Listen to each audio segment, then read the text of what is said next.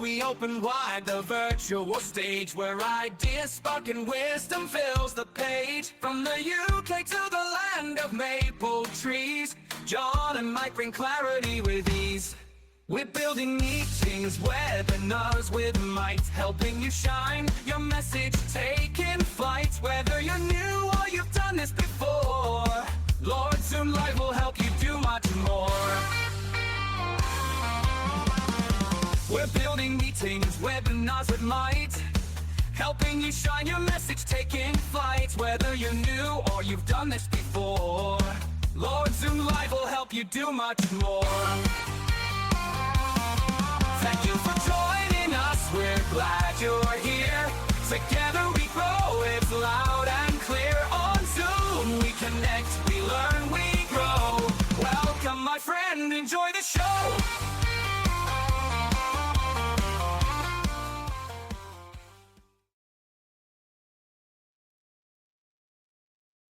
Hello, how are you? I'm overloaded with sugary snacks, so if I get a bit shouty, I'm hoping my friend Mike will tell me off and save you the ear blasting. But this is a good time to be excited because we're talking about breakout rooms.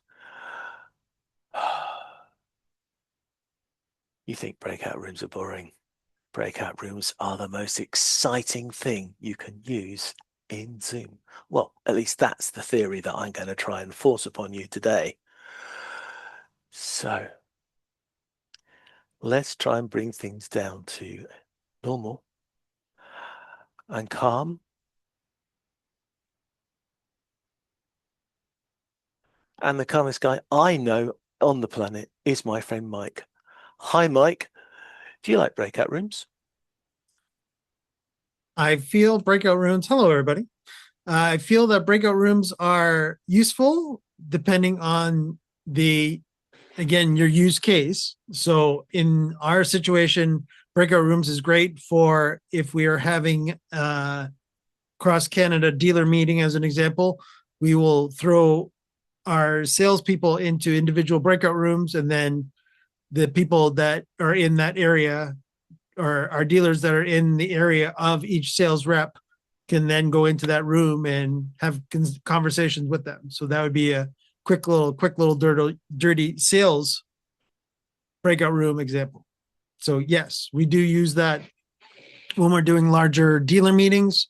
Of course, our dealers will, depending on the situation, if it's a larger dealer and we might have a brand, another scenario of doing this too would be to actually throw the brand person in there, and for me to be like hosting the meeting, introducing the brand to everyone, and then eventually having breakout rooms where we might have the CEO of the brand in one room where they can talk to them and get, touch base with them, talk about this, that.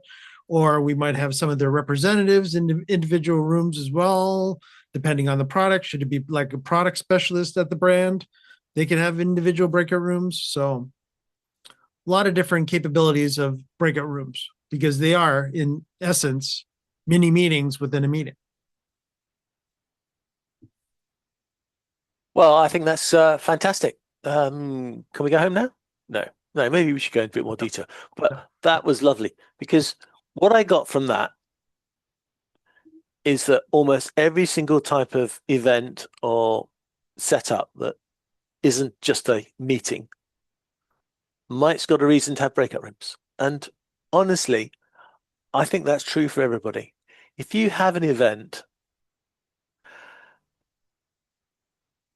no, I'm sorry, I can't find a polite way of putting this.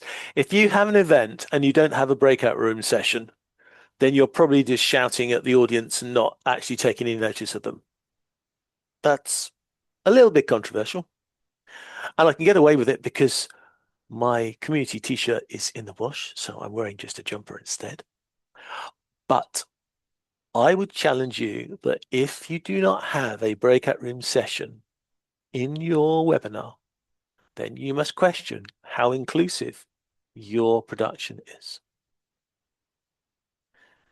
So while you're pondering that and wondering why I said that, let's just remind ourselves how breakout rooms work, because some people rush into setting up breakout rooms and don't realize what is available. Now, I could give you lots of lovely screenshots, but that would be boring. Let's talk about the theory of breakout rooms. The whole idea of a breakout rooms is that if you've got, and let's keep the math easy for us all, if you've got 100 people in your event or your webinar or even your Zoom meeting, because they work everywhere, you could break that collection of people down into breakout rooms, which, as Mike very well put it, they're like little mini meeting rooms. In fact, from a programming perspective, Zoom actually treats them as separate meeting rooms, just splits you all up. Now, depending what you want to use the breakout rooms for and what you're going to get up to, you might want different numbers. So you might want 20 rooms of 5, or 5 rooms of 20, or 10 rooms of 10, which is the number you all had in your heads, I know, because I did as well. And you can then allocate the people by hand, or you can pre-allocate them before the meeting. By the way, if you know how to do that, let me know, because I've never done it that way. That's the only way I've never done a meeting.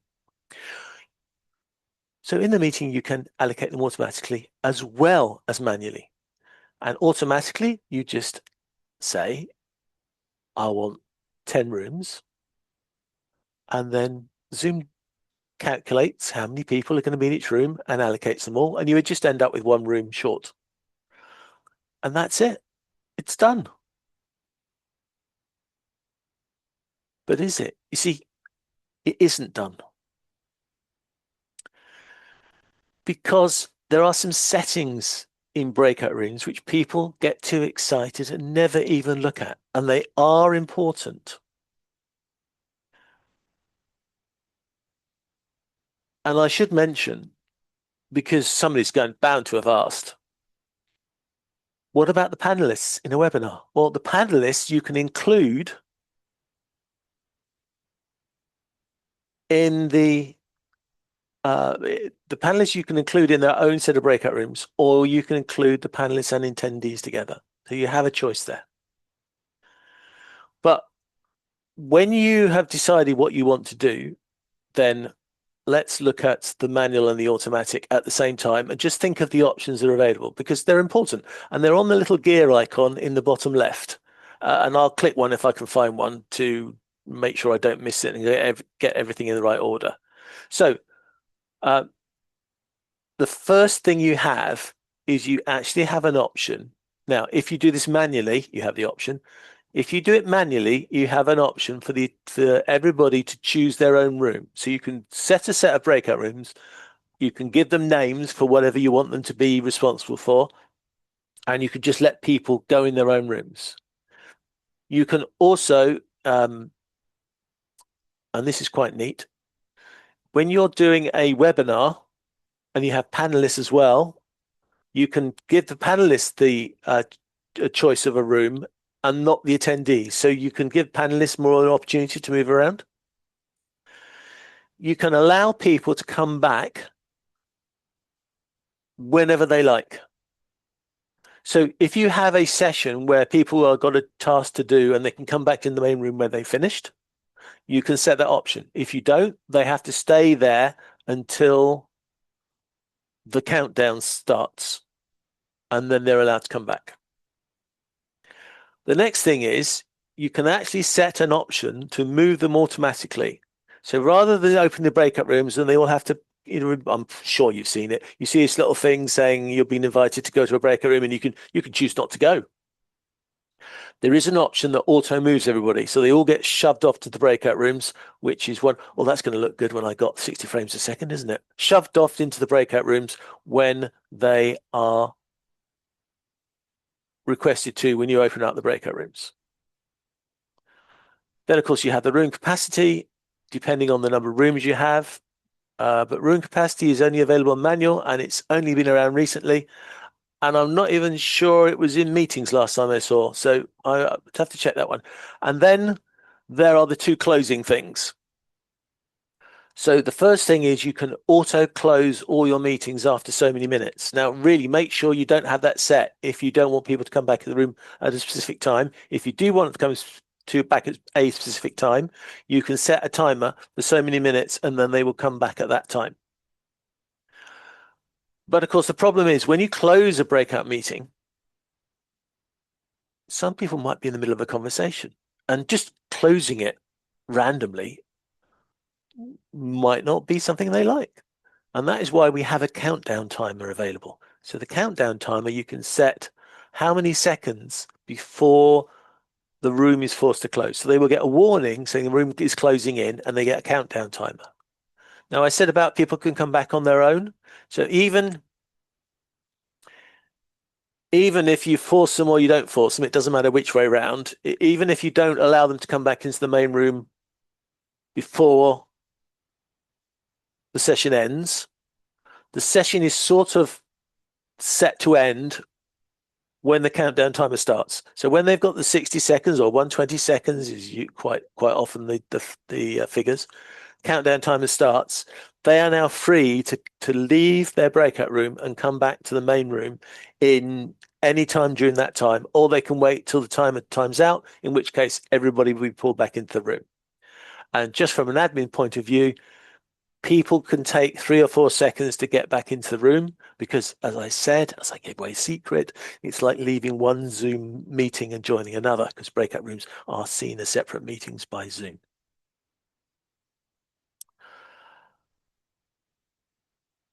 Mike, did I miss anything? Did that sound okay? Did that make sense?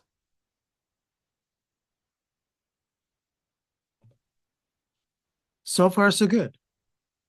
Cool. Okay. So while you're here, I'm going to ask Yes, you, sir. what are your settings that you use when you set up breakout rooms? Fairly generic, actually. I don't have any timers on because a lot of it I don't have to time. It's not time based. Yep. So it's pretty wide open. Again, we want our salespeople to take time to do what they need to do, and we want the dealers to have a good time. So, as much of a restriction of time for our use case would just cause us potential less revenue, to be honest. Yeah. So time, no. Fairly generic, yes. Not really getting into enabling or disabling certain things. I would probably, and I'm just trying to remember if I enable this or not, or even if this function is in meeting rooms, but is it related to share? Can I enable, disable share? I'm coming on to that. So let's come on to that because that's a good Okay. thing. So let's go through some of the options then. So firstly, you can send a message to all the rooms. You can send a text message, which appears at the top of the screen like the countdown. Or if you're feeling really bold and really annoying sometimes, you can actually talk into all the rooms at one time. And then, of course, what do you inherit when you go into the rooms? Because that's what happens. You inherit things when you go into the rooms. And as you correctly said, Mike, if you want to be able to screen share when you get into the rooms, you have to inherit that capability. So you need to enable whatever room sharing, whatever screen sharing options you want. You need to set them up before you open the rooms. You'd not before you plan the rooms, but before you actually hit the button to open them. So yeah, if you want to people to share. Maybe if you don't want everybody to share, but you just want panelists to be in there, or you've got moderators, then you probably want them to upgrade them all to co-host so that they can share, and then the other people can't. So yes, you're exactly right. You need to make sure that you've set that up before you go.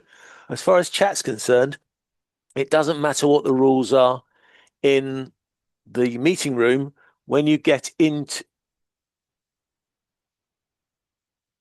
He's not frozen, everybody. He's thinking. No, I'm not thinking. I'm pretty sure. I'm pretty sure that when you get into the rooms, you all have the ability to chat. Yeah. The other thing is you might be muted and you don't have the ability to come off mute. But again, when you get into a meeting room, you automatically have the ability to unmute. So you're given unmute control straight away as well. I assume that you can turn your cameras on and that's not disabled either. So a lot of the boundaries are released when you go into the breakout room. Screen sharing, recording, that's the other issue, isn't it? So if I'm recording for the cloud, then the cloud recording is stuck in the main room and doesn't go into any meeting rooms.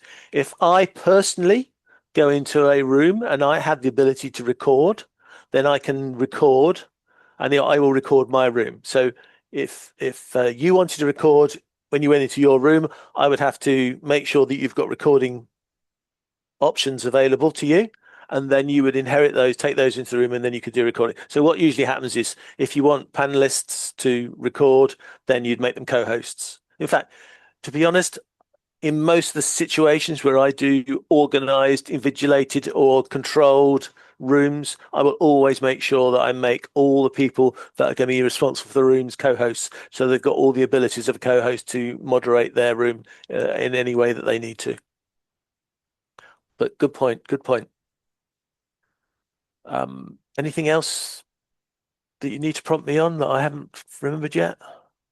No, I was just trying to think what other settings that I use in the meeting rooms. But again, you're right. So I would do, so basically my team would all get co-host for the most Yeah. part. Especially if we're going to do breakout rooms. If not, then I won't. And the chat transcripts. Okay. So all your team are going to inherit the chat transcripts of themselves. So when they all go into the rooms, their chat transcript will now be added to by the conversation they have in that room, but you won't see that if you're out in the room. Sorry, he's down there. That's why I'm pointing at him. You won't see their transcripts inside those particular rooms because you're not there. And when they come back, they will then their chat transcript will then follow you because you're in the main room. But yes, everybody who goes into breakout rooms, they will have a chat transcript of their room, but nobody else's. And when the system saves the chat transcript, it only saves the transcript for the main room. So if you want your chit chat from your meeting rooms, your breakout rooms, then you need your team to save their own local versions, so you can collect those and make use of those. Which, if you're following up on things, that's quite useful too.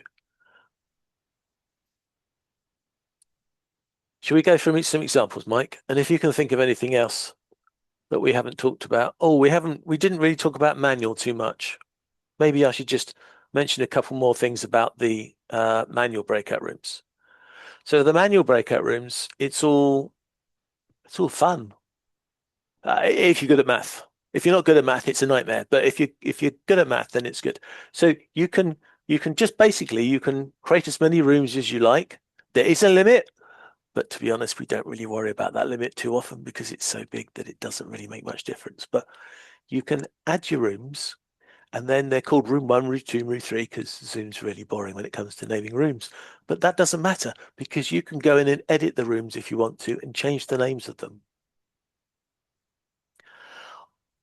I always suggest that if you're doing it manually, you add an extra couple of rooms. Always useful to have an extra couple of rooms. And then you allocate people by clicking on the room, and then you can sort of check mark all the people you want, which is fine if you've got 20, 30, 40 people.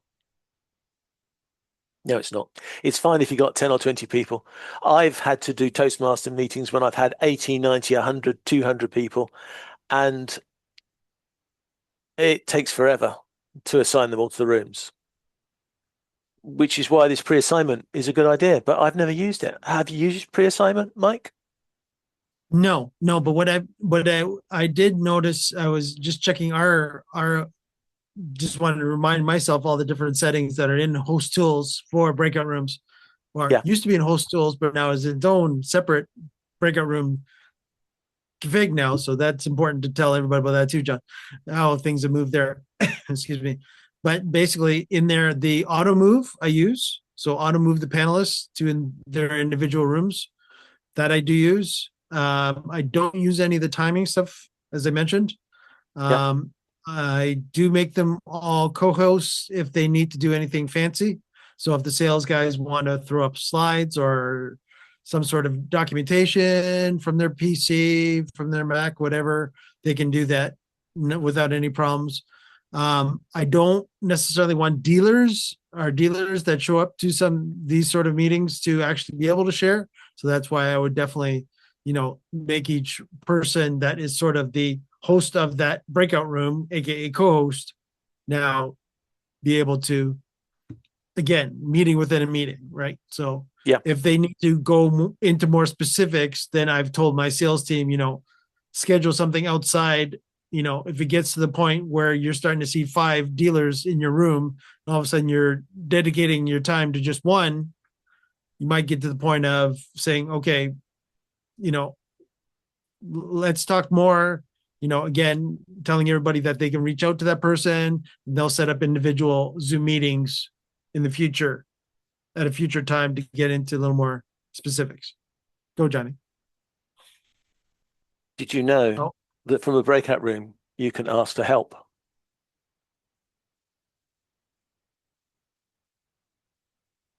There is a help Tell us button. more, John. There is a help button. I can't remember where it is now because they've changed the design and I haven't been in a breakout room to ask for help recently. But there is a ask for help button and that will send a message back to the host in the main room and the host in the main room can then join you. So if any of your dealers ever get stranded with like three customers all wanting, or 3 dealers all wanting to ask questions at the same time and you want to, they're overloaded, there is an ask for help button inside the breakout room that you can request help, I think it's called. Yeah. Cool. And there's another feature. This would be a drop the mic moment, but all my mics are too expensive to drop, so I'm not going to. Did you know? Oh, he's gone. I was going to ask him. Did you know that if you ask a poll question, you can make the results of the poll question your breakout rooms? Interesting. If you fill in a poll question and you collect the answers, now obviously it's one question, so you don't want to set a set of questions. You ask a question, it's got to be single what's it, otherwise people would be broken into half and put into multiple rooms. So it's a single question, and you can ask something like, oh, say we'll take yours for instance. You could ask them which part of the country they're in, and they could then tick the box to which part of the country they're in, as you cover Canada. Yeah. And then you could use that to open the breakout rooms, and you would then have all your dealers organized in the different regions of the world that you cover, and then your account managers will be able to go and see the people in their regions. Yeah. But no, I'm not that's finished. Cool. Do you like that? All right. Do you like that? You've not used that one? I have not used that one. I should use that one. You should. It's great fun. Especially sometimes, again, we do have some dealers that are very nonchalant with us, meaning that, oh, I don't know. I think our salesperson is this person, but I don't know Yeah. if that's his. Yeah. Exactly. But if you ask them a poll question, they're more likely to answer the poll question than waffle about what dealer they look after. So they just answer the question and then it automatically allocates them. Now, this is cool for 2 reasons. One is because obviously you've now got them into the rooms, but also you don't have to ask the poll. This is naughty. This is almost Zoom. This is almost naughty because you can ask the poll question, but you don't have to put them in the breakout rooms immediately after. So you can ask the poll question and then you can use it to do the breakout rooms a little bit later. Yeah. And let's useful. You like that? Okay, so we like the rule of 3. So I got to make this into 3 mic drop moments now. So mic drop moment second mic drop moment. No, we don't want to drop Mike. He's a nice guy. We'll bruise the poor bloke. Second, I think it's really cool thing about breakout rooms. You can have multiple poll questions that you can ask at different times. You can't ask them in a collection. You've got to do separate polls. each of them could be allocated a breakout room session. So you can make a breakout room session out of a poll question. You could ask another poll question later on, and you could use that to create another set of breakout rooms in the same event. And I've not finished, because there's another cool feature, which I know many people don't even know exists anymore. When you are in the middle of a breakout room session, and this used to really annoy me with Toastmasters, getting these 60, 70 people organized, we would quite often have a second breakout session further on, and then it'd be a race for me to go and allocate the second. Well, no more, because, and Mike's so engrossed in this, he's got to take notes now, Taking because notes. when you are running one breakout session, you can start planning the next one before the first one finishes. So I could open breakout rooms. Actually, no one's assigned to anything. That's good. We're not going to lose anybody. Is anyone assigned? Oh, they are. But don't worry. It's only me and I'm not going. So that's fine. So you can, except I can't do it in here. Why can't I do it in here? I can in Zoom meetings. I can assign breakout rooms. I can open breakout rooms, and then I can start planning the next ones. But you can't do it in webinars. Oh, so it's only half a super duper thing. That's annoying, but you can. This is the problem of adding these features. You can in meetings, I promise you, and that's most. Look, let's be honest. Most breakout room sessions usually happen around meetings. That's where most of them happen, and you can in a Zoom meetings you can reallocate the people in the same. And I should have checked this feature, because I just assumed Zoom would just put all the features into, but they haven't. So I don't know why that is. I will have to have a word with our friendly account manager at Zoom and ask him why he hasn't allocated that feature. But yes, in breakout rooms for meetings, you can start allocating them for a second breakout room, which means you can daisy chain one breakout room after another. And this third thing, actually this is probably fourth. Anyway, the other feature, which I'm going to tell you about, which is really cruel, and I really shouldn't tell you, but I'm going to, because I like being horrible to my audience and winding you up. And the third thing, or the fourth thing, is that Zoom's app SDK API programmable module gives us full control on breakout rooms. And just to plug another show we have a developers show, and one of the episodes of the developers show, I can't remember which episode it is, but it is there if you have a look. We are going to be looking at this particular programming feature. I'm actually working on an app as well. And the reason I mention that is there are times, and I come across them quite regularly in the community forum, where setting up the breakout rooms is annoying, takes time, and even though it's got lovely features, when you want to be more organized with breakout rooms, it's difficult to do. So I spent a stupid amount of hours just before Christmas looking at the Breakout Rooms API, and I wrote a few little example apps. And one of them was to, and again, let's take our 100 people. We have 100 people in the room, and I put them into 10 groups of 10.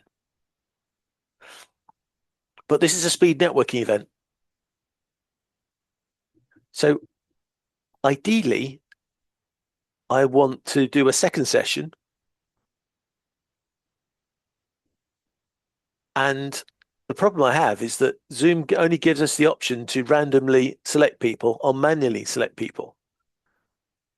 In this use case, especially if I have like 3 or 4 networking sessions or dating sessions or whatever, and the whole aim is for everybody to meet everybody, the Zoom lets us down a little bit, because we either have to do it manually or we do it randomly, but randomly doesn't take notice of where you were before. So randomly just is another random group. You're going to get duplications. However, because I had now the understanding of breakout rooms, I was able to write a simple app that put everybody into a set of breakout rooms. And then when you asked it to do again, it then reorganized everybody into another random set of breakout rooms, but it made sure that people didn't go into the previous one. Actually, I don't think it was random. I think the first group was random, and then it had a algorithm which automatically shuffled everybody. So you would have, now somebody's going to have to check me on this. Do you have 10 rooms when you have 10? Yes. So you have 10 rooms. Do you have to go through? Actually, for some reason, my brain's telling me you only have to go through 9 combinations to get the 10 people, but that doesn't make mathematical sense. So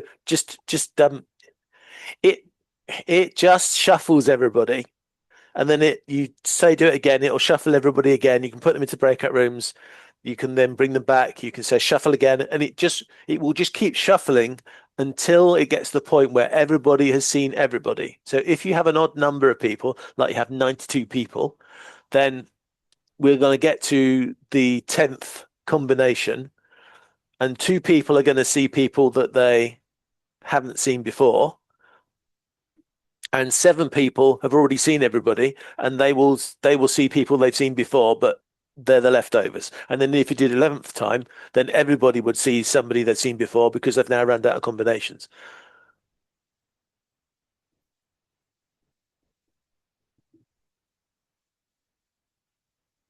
Okay, I'm showing off because I've written a bit of code and I'm really proud of it. But what I'm really trying to do is to show you that if you wanted to set another set of rules for how you would organize people in a breakout room session, it is possible programmatically to do it at that level. I'll give you another example of something else that I tried and I'm working on to release. To actually be able to identify who people are and give them groups, and then you would do something based on their groups. So it's another more sophisticated way of pre-selection. But this is all possible. You could do a quiz to put people in breakout rooms, and they self-select. You can manually put people in breakout rooms. You self-select. You can automatically put breakout rooms. It's random. Or you can show off and create an app, and then you can set any other rules and put people in other breakout rooms wherever you like. So you could put them in breakout rooms for any reason you like. You could, something we've done in Toastmasters before, people will put a prefix or a suffix on their name. So they'll rename themselves with a prefix or a suffix, and that indicates what rooms they want to go into. That's how we used to do it. We wouldn't have to now because we can now just ask quiz questions and they can choose themselves. But you may have some sort of lettering or something about how they name themselves, which you could then use as a rule for people, putting people into breakout rooms. I can't believe I spent so long with just explaining the breakout rooms, Mike. But if you'd like to come on the screen, thank you very much. I'm going to rattle through. Yeah, I did it again. I said to ChatGPT, we're going to have I'd like some examples of Zoom breakout rooms. Give me 50. And it did give me 50. But of course, some of them are really silly. So I got it down to about 30. And even some of those are a little bit dodgy. But this is just to give you an idea, that just to try and push my point that I think breakout rooms are really sexy. So I'm going to go through the rooms and we'll see if Mike thinks they're as silly as some of them as I do. So the first one is a bit of an own goal, a small group networking. So let people meet in groups of 2 to 4 instead of slightly larger rooms so they can get more conversation going. Good suggestion, GPT? Yeah. Yeah. Generic, but fine. Yeah, I think probably the first one's going to be really, really obvious ones. The next one it suggests is speed networking, rotate people through short time conversations, make conversations and connections quickly. Well, there's lots of speed networking, speed dating, all those sort of things. Really could do with my app to shuffle them in that case. Yeah. Never be our use case to have speed dating for our business, but of course, I don't know. move right along. Move right along. Speed dating your manufacturers might be possible.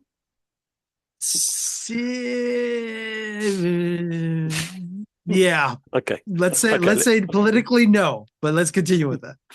All right. Let's see if I can get you with some of the others then. So next one is hot seat coaching. Put one person in each room with a coach or facilitator and have some one-on-one sessions. If you've got a small group and a lot of facilitators, that would work. Not horrible. Okay. How about peer group solving? Put each group into, put your people into small groups and give them a problem to solve or a challenge to solve together. More corporate based, sure. Yeah. Sure. Okay. That would be more internal for me on that one.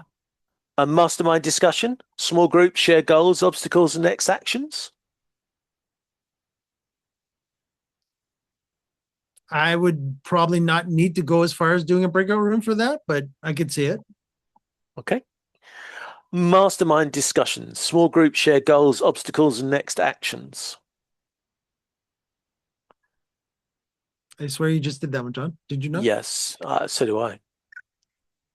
Okay. That might My have been highlighter's not GPT keeping up repeating with me. itself again. No, I it's know. my highlighter not keeping up with me. Workshop exercises, teach a concept, then send people into the rooms to apply it immediately. I like that one. Yeah. Yeah. If again, depending on the situation, again, more internal for me Yeah. if I did do that. How about role play practice, ideas for sales, customer service, interviews, public speaking, leadership training, etc. Give them teach them something and then send them in there to role play it. Okay. That would be more of one salesperson reporting to our sales manager type scenario. And basically having the sales manager in one room, telling each salesperson to wait in the main room, in the main meeting. And then every so often, like this would probably have to be a couple of people. So there would be one person that would stay in the main meeting, and the actual sales manager that person reported to would go into a breakout room, and then they would do that role playing. Yeah. Yeah, I can dream that up. That would work. Presentation Yeah, rehearsal. Yeah, Sorry, did you want to say something more? Presentation rehearsal, but I would also say that the previous one was more like a sales rehearsal. Yeah. Do you have, the manager pretend they're an irate dealer in our situation? Is like, how would you deal with, someone that thinks they know what they're talking about yet has no say or no concept whatsoever in what they're doing? Right. Yeah. Yeah, that's me at 11:30 p.m. Presentation rehearsal was the next example. But yeah, you're right. It's a variation on the same idea. Let people practice in the small groups. We do that quite often. Yeah. That works well. Yeah, that would work. And again, that would be, where the sales manager would go, a little less of this, a little more of that, a little more of this. Gotta ask for it here more than ask, all the salesy type of terminology of took too long, not long enough on that. Go a little longer on this, but a little less on that. Sure. Again, it's all about presenting. In our situation, it'd be all about presenting more about the new brand. That, let's say it was a new brand and we were teaching our salespeople and let them do their own research of what their pitch would be. And this would be sort of grading what their knowledge of how they figured out from all the information we've given them to this point that is stuck to them. This would be sort of taking it into a practice situation where they would go in and basically, okay, pretend I'm a dealer that doesn't know anything about the new brand. Tell me about it. Yeah. So I'm going to throw one in, which is my favorite, which is school parent-teacher meetings. And that's where I think I really need an app to plan the whole thing out for somebody. So you can have a set of breakout rooms and the teachers would all be in the breakout rooms, and then the parents would come into the main room and be allocated into rooms and bounced in and out. So they work their way through the whole school of students and teachers and whatever in an evening.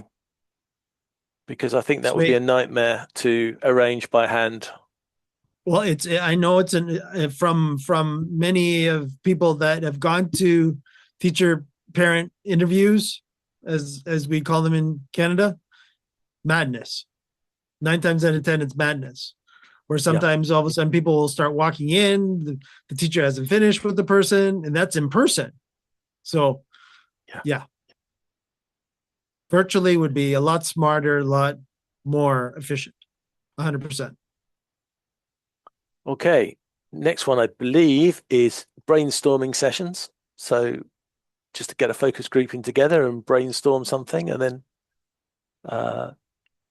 similar to that, a case study analysis, give a room a scenario and ask them for recommendations. One of the things we should probably point out at this point is that when you give a task or a challenge to people when you put into breakout rooms, it's quite invigorating, it's quite empowering to do this sort of thing. But if you want to take it to the next level, then it's good to have some sort of reporting back mechanism when they come back into the main room, so they can share.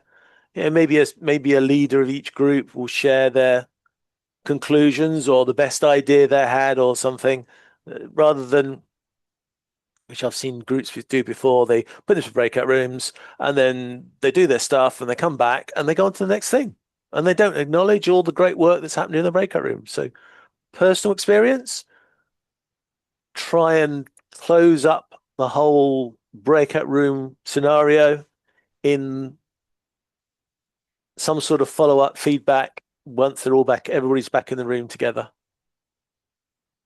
Yeah, like that. I like that. I'm going to reel off the next group as a group because they just seem to be similar ideas on the same theme. You can get there's a trend after a while.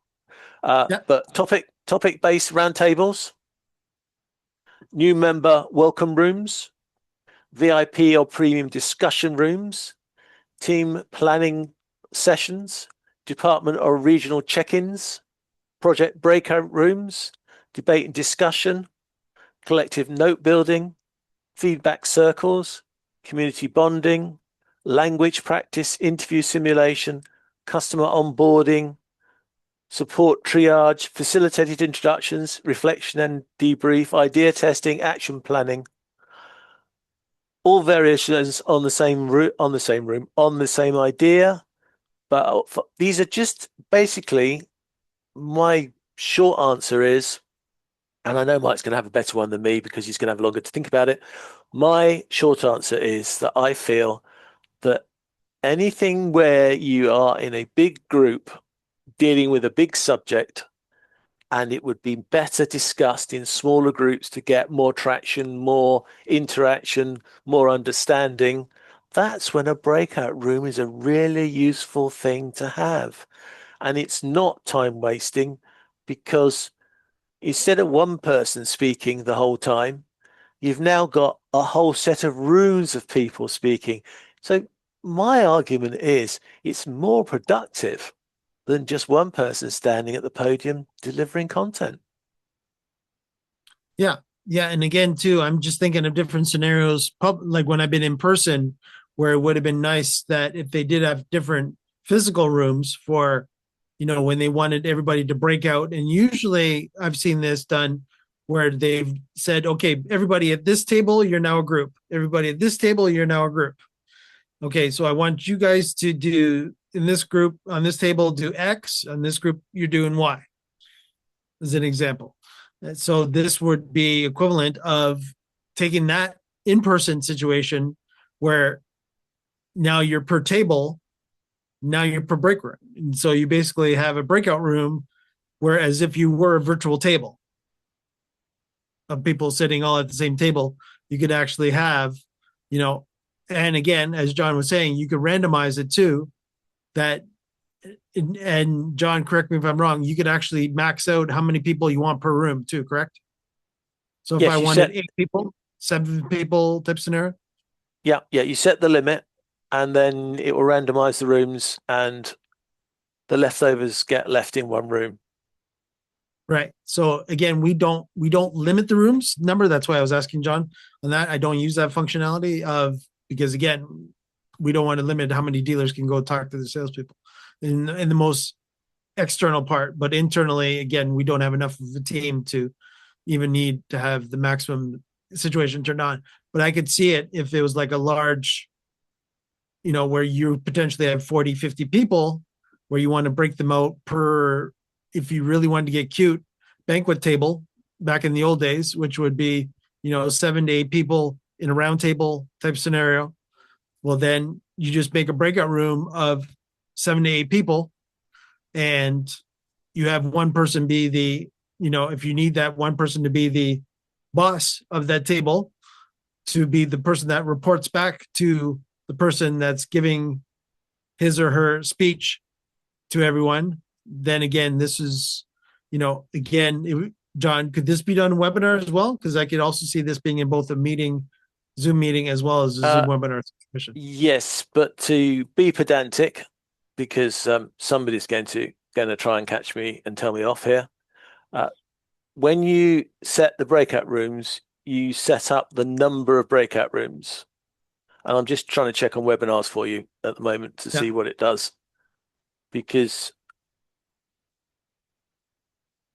on meetings, when you set the number of breakout rooms, it will then tell you how many people it expects in each room. So it does the math for you. But because you don't get that answer, I'm afraid, in webinars, you're going to have to do the math yourself, because webinars has got the complication of you organizing panelists and attendees as well. So it's got an extra level of questions to ask. So it doesn't tell you exactly how many people are in each rooms before you create them. But in the meeting version, I'm pretty sure that it actually tells you when you say how many meetings, it'll actually gives you the number, so you can see how many people are going to be there.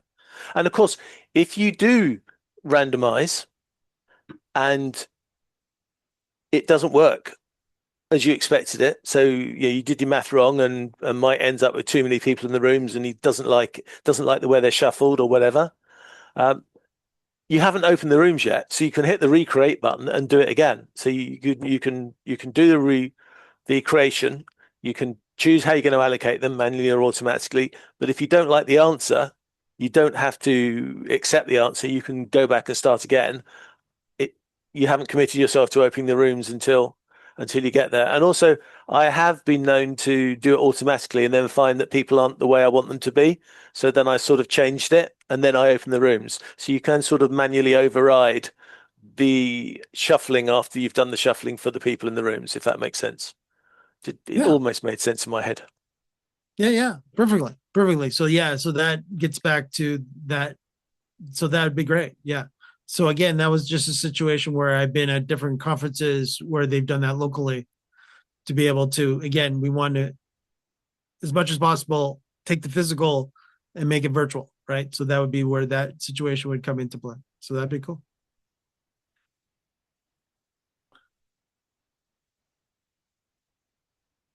Oh, as John ponders his next move. Yeah, I just wanted to check if webinars hasn't broken something else. So I was just going to check. Okay. If I launch a poll and then I end the poll. Yeah. And again, for everybody, I know you can't see it on YouTube, but John did do that locally. I'm just trying to make sure that you can run as it's broken the other bit. I thought I'd better check if it's broken the other bit. Okay, so I will have to come back and say I apologize, but I now cannot see how you can start a breakout room from a poll.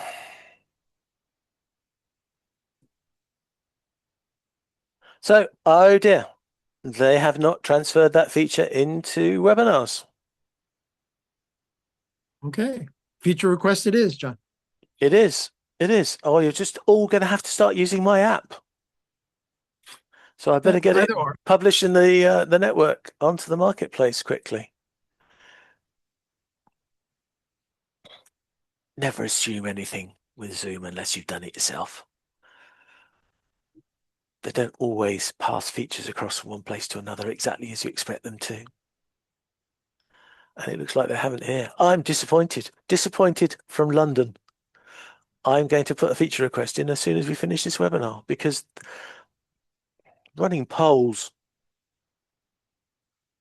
into breakout rooms is just such a useful feature. But at this moment in spring of 2026, it's not yet available.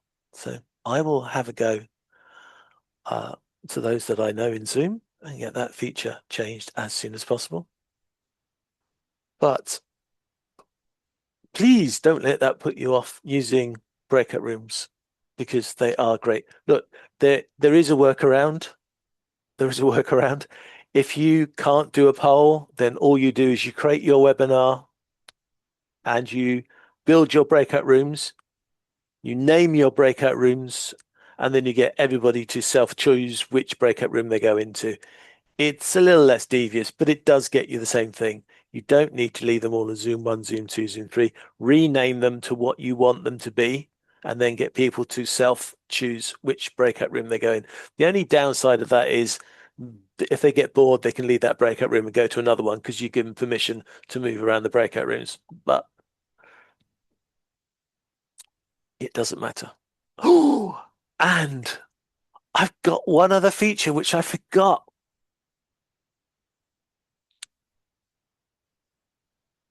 If you set up a breakout room and open the breakout rooms and people join them, and they tell you how wonderful the life was, you don't have to build another breakout room. You can actually reopen the old breakout rooms and everybody will stay where they were allocated before. I would have been so annoyed with myself if I hadn't remembered that extra feature, because I now remember remembering it and not putting it on the list of my notes. Whew, that was a close one. Mike, is there any extra bits of things that you thought about breakout rooms now that I've forgotten? I'm trying to figure out, Okay. as you've taught me so well, John, and we are telling the Zoom community, that you could always promote a meeting to become a webinar. Does John know where I'm going with this?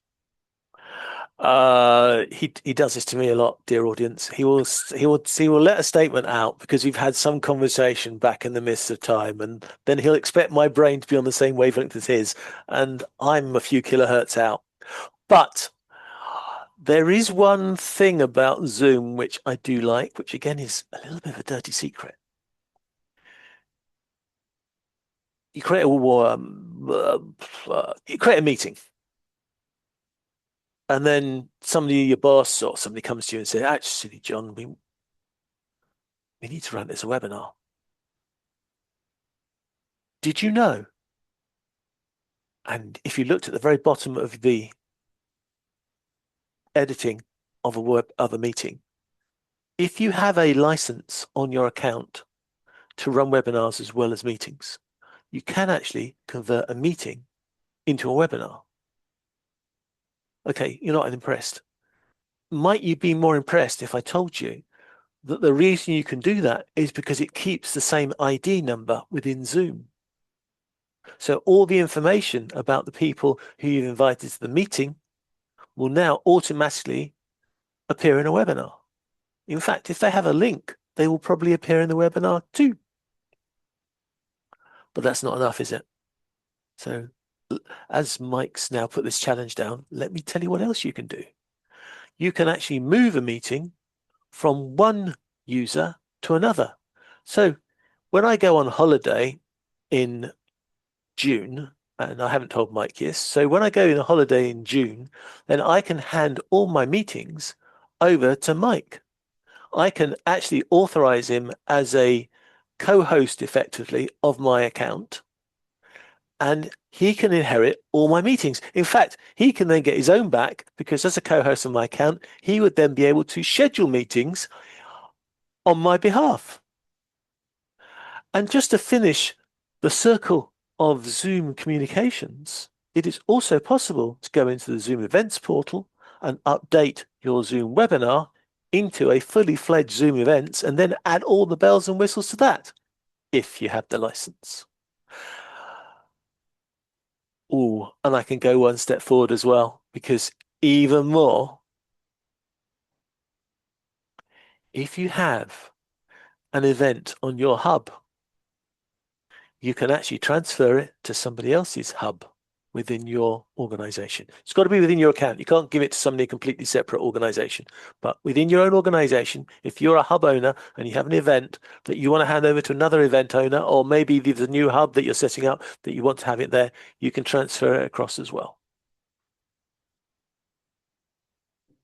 As long as the features are available where you've transferred them to. In other words, you're going to lose stuff if you go from webinars down to meetings. You can transfer all of them in all directions. I don't know one combination that doesn't work. Unless, Mike, you can think of some combination that doesn't work, but I believe you can do transfer all within all as long as you have the licenses connected to your account to allow you to run such things. Right. Yeah, that's my understanding as well. But the reason I brought this topic up, John, was to set up all the breakout rooms as a meeting initially.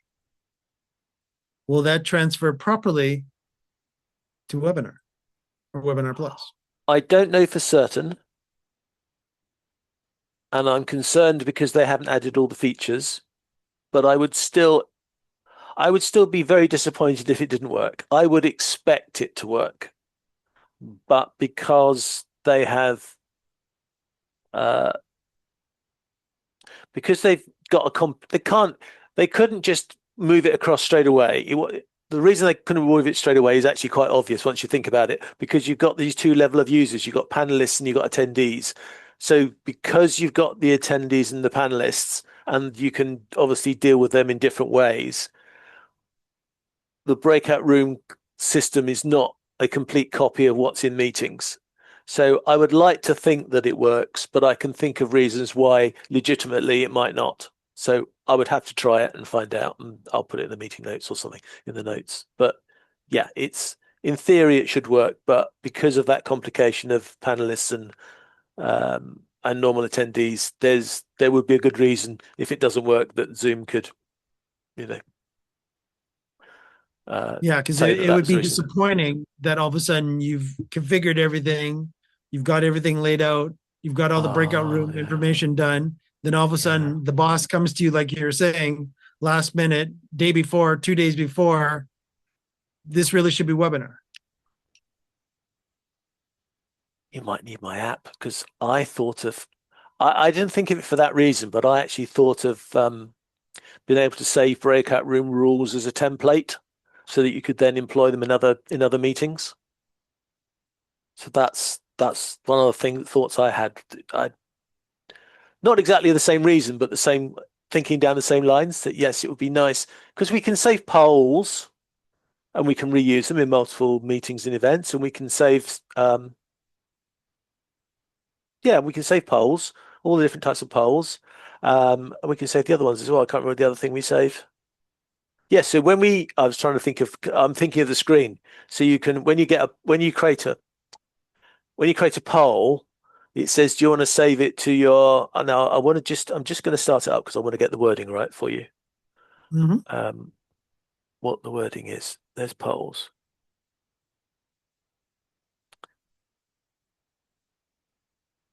Yes, so you can save it to the library, or you can save it to the actual webinar event that you're doing when you create a poll. So you can save polls to the library, and then you can reuse them in other places. And yeah, I would like to think. So far it's looks like it's going to work, but I like to think that my little piece of software, and hopefully Zoom would just think it's brilliant and then copy me and put it into proper Zoom. But until then, the app would be able to save your breakout room rules as a template, so that you could then reload that into another event or meeting or webinar, and then run the same type of thing. So if you were doing the shuffling one, where you're say you're doing a speed dating one, you give your speed dating rooms lots of romantic room names, and then you set the rules for how they're going to be shuffled.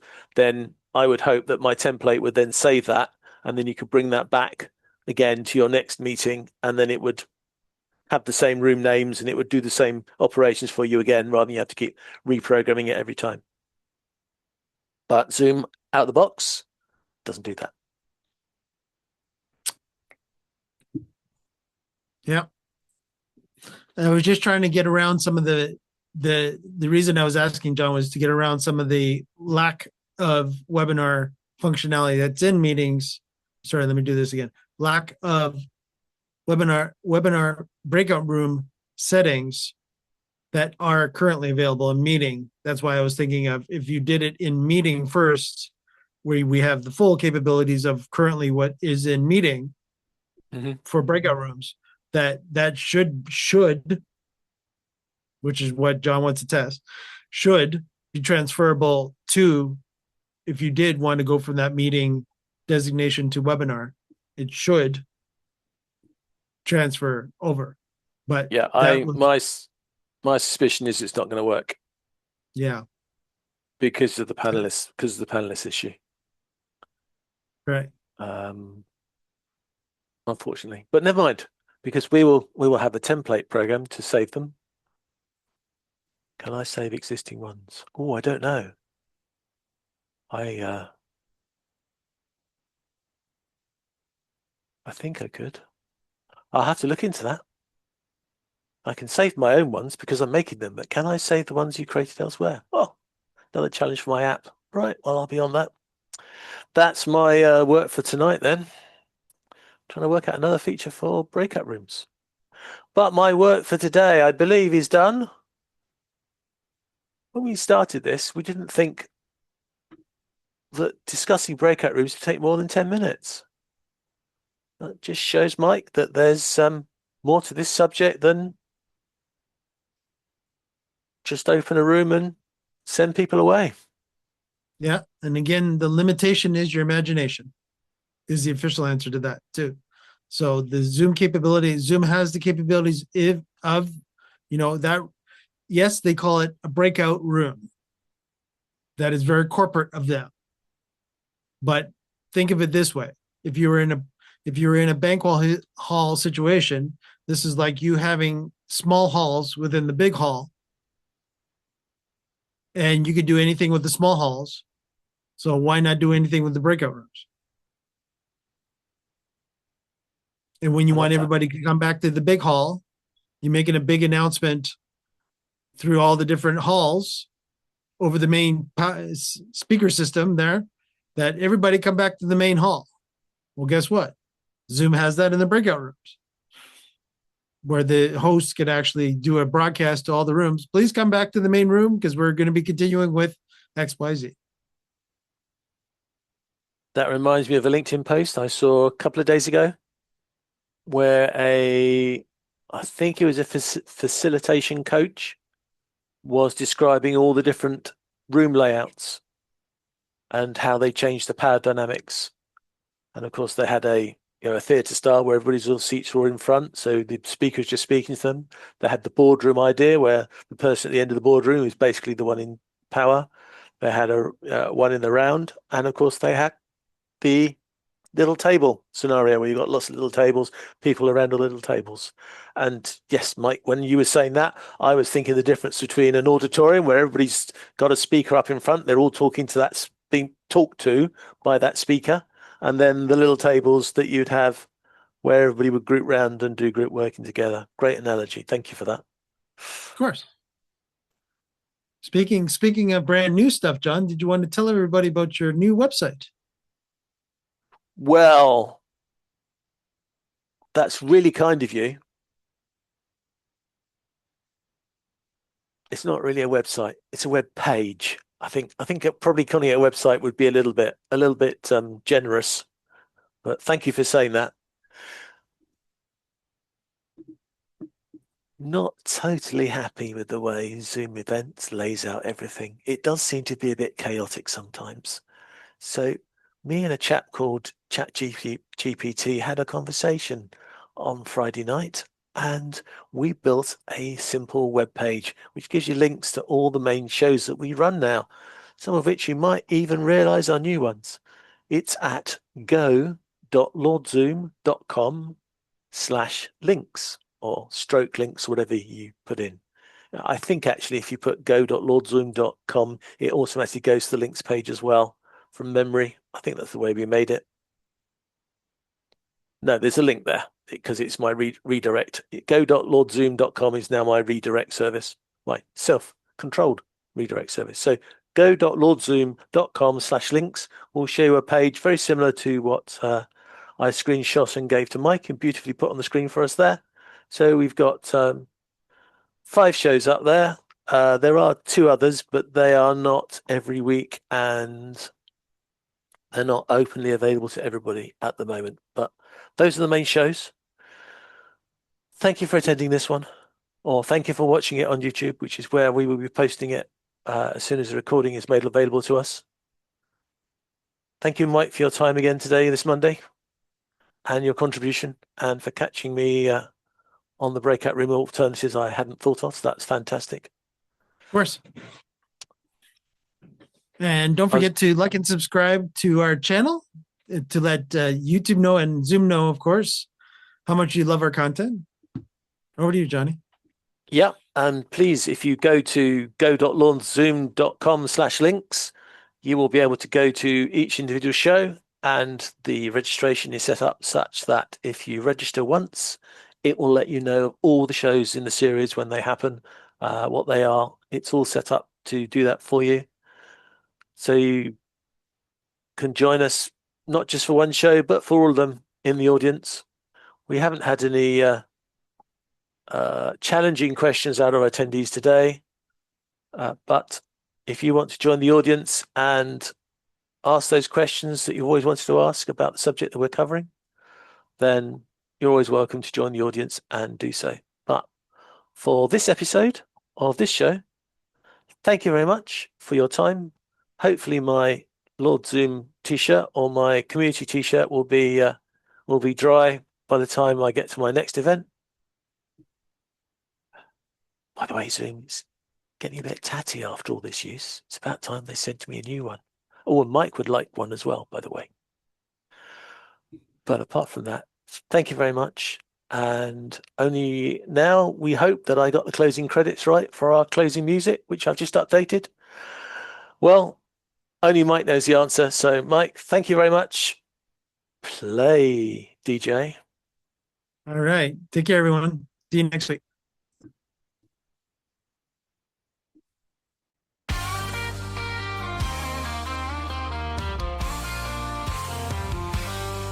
Every week we open wide the virtual stage where ideas spark and wisdom fills the page. From the UK to the land of maple trees, John and Mike bring clarity with ease. We're building meetings, webinars with might, helping you shine your message, taking flight. Whether you're new or you've done this before, Lord Zoom Live will help you do much more. We're building meetings, webinars with might, helping you shine your message, taking flight. Whether you're new or you've done this before, Lord Zoom Live will help you do much more. Thank you for joining us, we're glad you're here. Together we grow, it's loud and clear. On Zoom we connect, we learn, we grow. Welcome my friend, enjoy the show.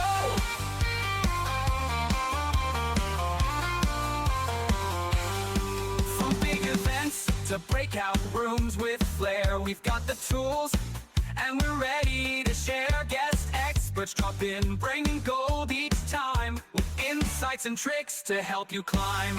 Can't make it live, we've got you still. On YouTube and LinkedIn, we're giving that thrill. So tune in later or catch us next round.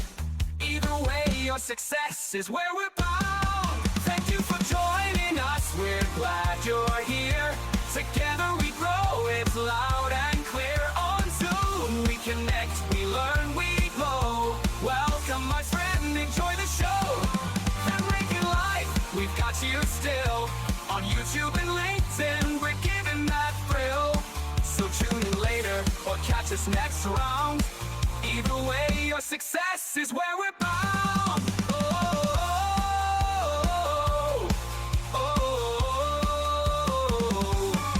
Now take the spotlight, the stage is yours. Bring your message through virtual doors. Each week we gather, and now you know You're not alone, so let it flow. Thank you for joining us. Now go and shine. Share what you've learned. Your voice, your time. With Lord Zoom Live, your power will grow. It's time to build your own show.